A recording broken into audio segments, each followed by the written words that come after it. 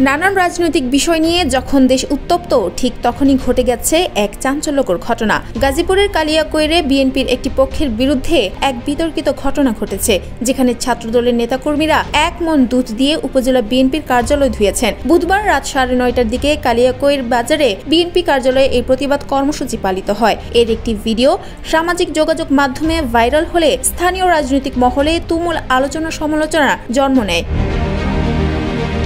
ওই ভিডিওতে দেখা যায় ছাত্রদলের নেতাকর্মীরা বালতি থেকে মগে করে দুধ নিয়ে বিএনপির কার্যালয়ের মেঝে ধুয়ে দিচ্ছেন। এই সময় কয়েকজনকে বলতে শোনা যায়, আওয়ামী লীগকে পুনঃপ্রতিষ্ঠার জন্য নব্য বিএনপির লোকজন এখানে ছাত্রলীগ ও যুবদলের লোকজন নিয়ে প্রবেশ করেছিলেন।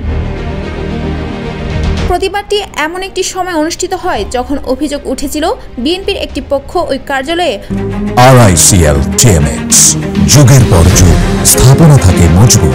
আওয়ামী লীগের নেতাকর্মীদের নিয়ে আসেন। এতে ছাত্রদলের নেতাকর্মীরা নিজেদের দলের ভাবমূর্তি রক্ষার জন্য এই প্রতিবাদ জানান। দলীয় সূত্রে জানা যায়, রাতের এই প্রতিবাদ কর্মসূচির নেতৃত্ব দেন কালিয়াকৈর উপজেলা ছাত্রদলের যুগ্ম আহ্বায়ক তৌহিদুল ইসলাম।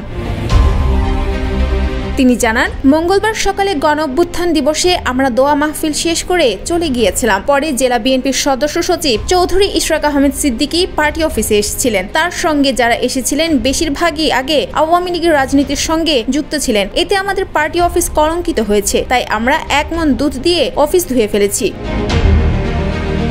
এদিকে চৌধুরী ইশরাক আহমেদ সিদ্দিকী এই ঘটনার বিষয়ে একটি গণমাধ্যমকে বলেন, কিছু ছেলে দুধ দিয়ে অফিস ধুয়েছে, ওরা কে কি করেছে এগুলো নিয়ে আলোচনা করার প্রয়োজন নেই। আমরা যাদের নিয়ে নতুন কমিটি করেছি তারা সবাই বিএনপির রাজনীতির সঙ্গে জড়িত।